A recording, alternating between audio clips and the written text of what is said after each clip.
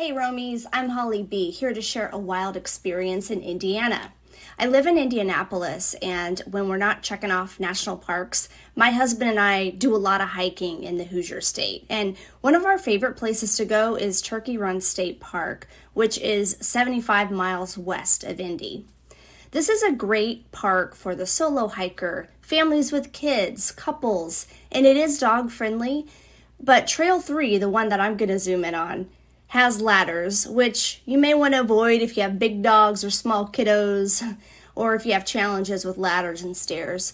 But there are a lot of trails to choose from and sights to see. Depending on your travel time to Turkey Run, I'd recommend getting to the area the night before so you can get an early start.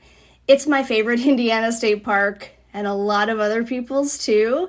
And on beautiful days, it gets really busy. So once you get there, to get to several of the trails, you'll take a suspension bridge over a waterway called Sugar Creek. It's a 200-foot long bridge. It's kind of an adventure in itself, crossing that bridge. Shortly after you get across, you'll meet Trail 3.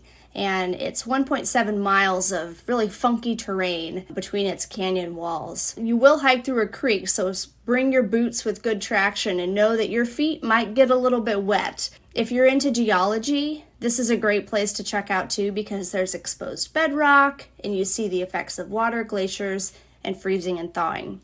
If you're not into the details about how it all got there, it's still awesome to look at. Now, when you hit up Trail 3, there's drama from the start, but there are plenty of other amazing features throughout Turkey Run. A lot of the trails are interconnected too, so you can extend or shorten your hike.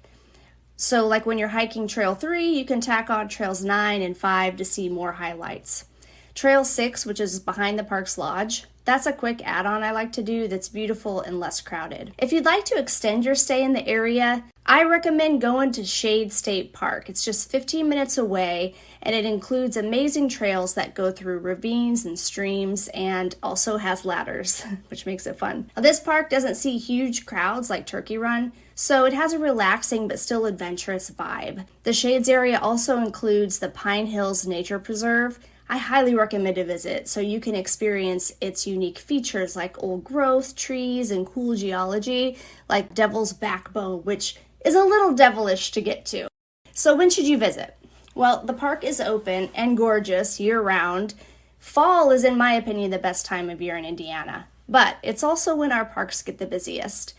As a return visitor to Turkey Run, my favorite time to go is actually in the dead of winter. The water and the canyon, especially on Trail 3, make some wicked ice formations.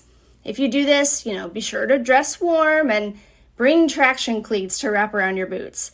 I have bid it several times on these trails year-round, but it's really slick in the winter. Basically, the trail turns into a sloping ice rink. During the summer, if you go there at that time of year and you like to do canoeing, kayaking, or tubing on Sugar Creek, there are outfitters that can hook you up. Now let's talk about where to stay and what to eat. Turkey Run has an electric campground, cabins, and an inn that was built in 1919. Which is really cool to check out even if you're not staying there. If you're like me and you like to stay on the wild side, book a primitive site over at Shades. And Shades even has backpacking and canoe-in sites. Now, when visiting rural Indiana's state parks, for food, we like to bring our own stuff and picnic or hit up a brewery and restaurant in one of Indiana's small towns like Crawfordsville. But if you're hangry after your hike, there is a quirky divey place called Up the Creek Boutique, which is super close to Turkey Run. Turkey Run and Shades are gems of Indiana, and I'm so glad I got to share some advice with you. But part of the thrill is what you discover when you get there, so I'm not giving away too many spoilers. Instead, I hope that you make it out there, and who knows, maybe we'll see each other on the trail.